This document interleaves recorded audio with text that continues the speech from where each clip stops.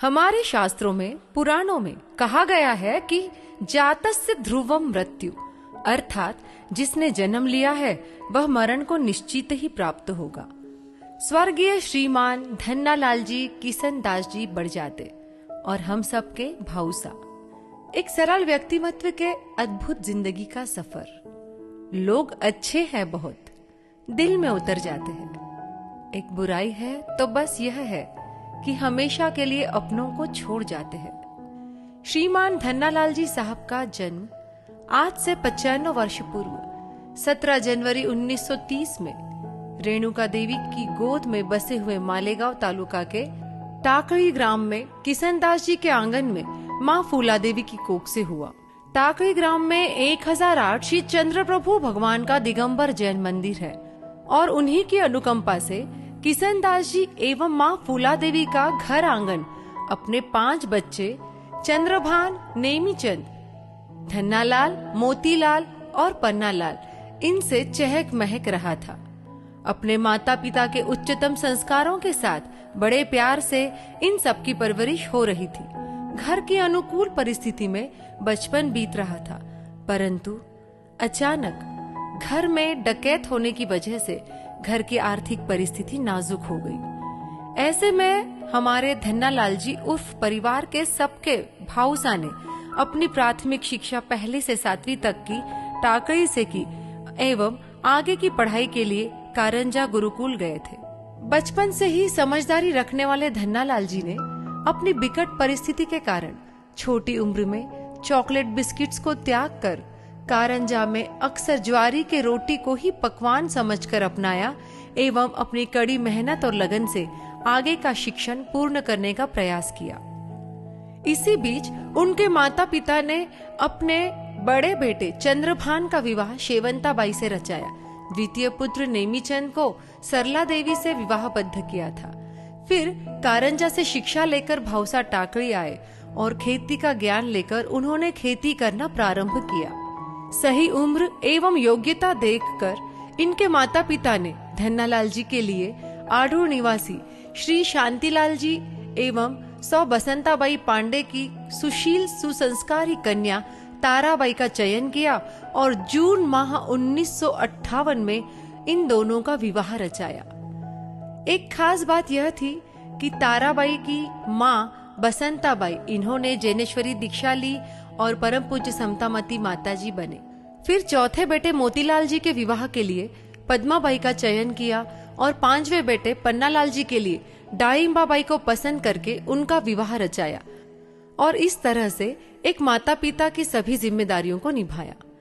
सब कुछ कुशल मंगल चल रहा था, परंतु निसर्ग के प्रकोप की वजह से खेती में बहुत कम आमदनी मिलने के कारण वहां से निराश होकर किंतु एक नई उमंग और उत्साह के साथ मोल मजूरी की तलाश में धन्नालाल जी ने सपत्नीक यशवंत नगरी सटाना में प्रवेश किया।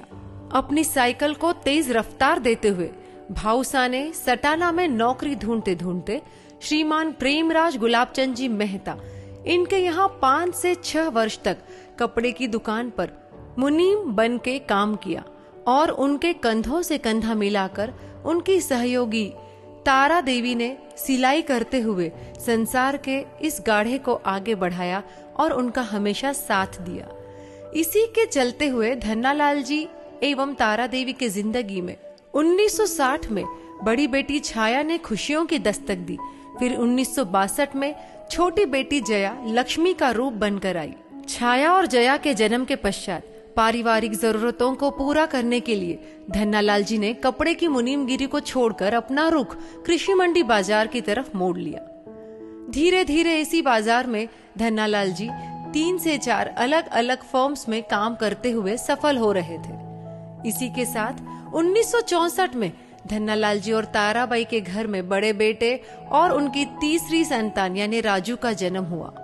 फिर 1966 में चौथी संतान के रूप में विजय ने जन्म लिया और 1969 में सबसे छोटा लाडला जितेंद्र इनकी जिंदगी में आया।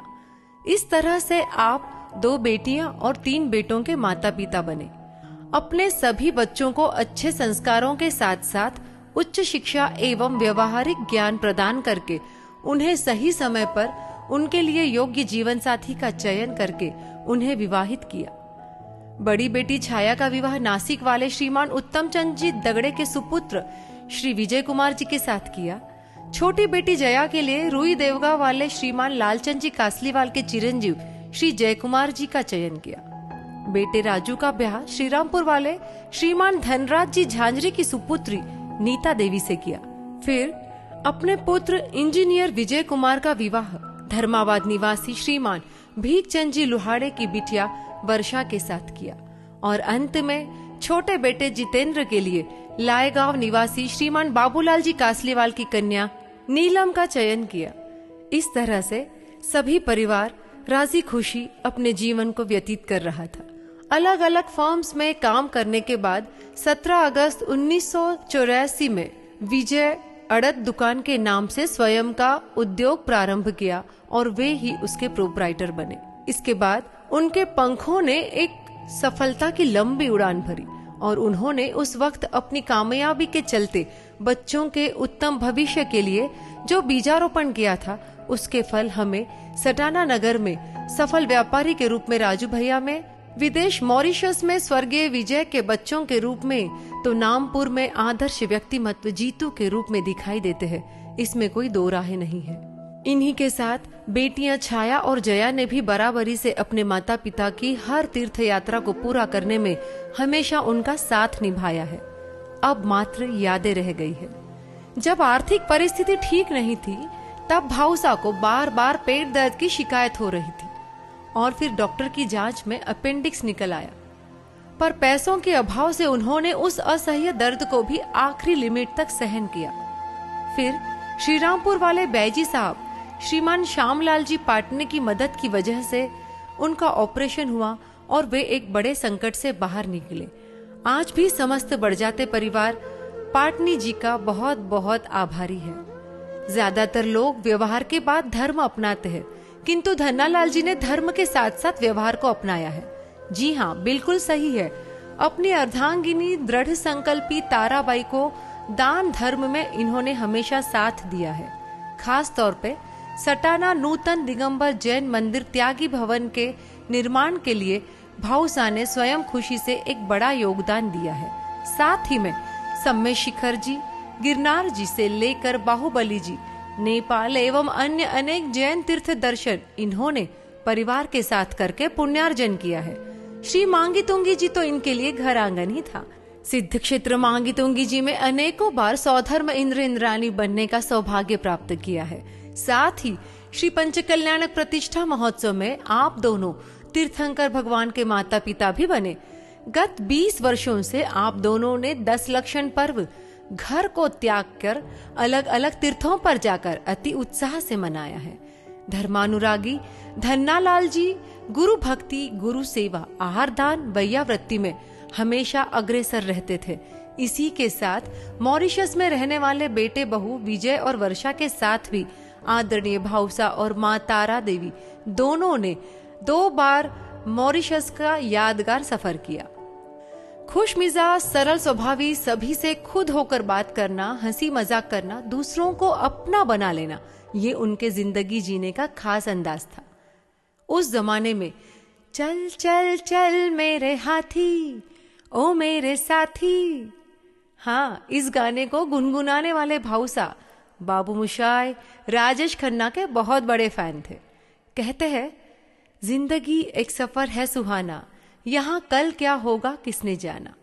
यह पंक्तियां अचानक से इनके जीवन में भी लागू हो गई और एक ऐसा दुख का पहाड़ 6 नवंबर 2022 में प्यारे बेटे विजय के अकस्मात निधन की वजह से इस बढ़-जाते परिवार पर टूट पड़ा।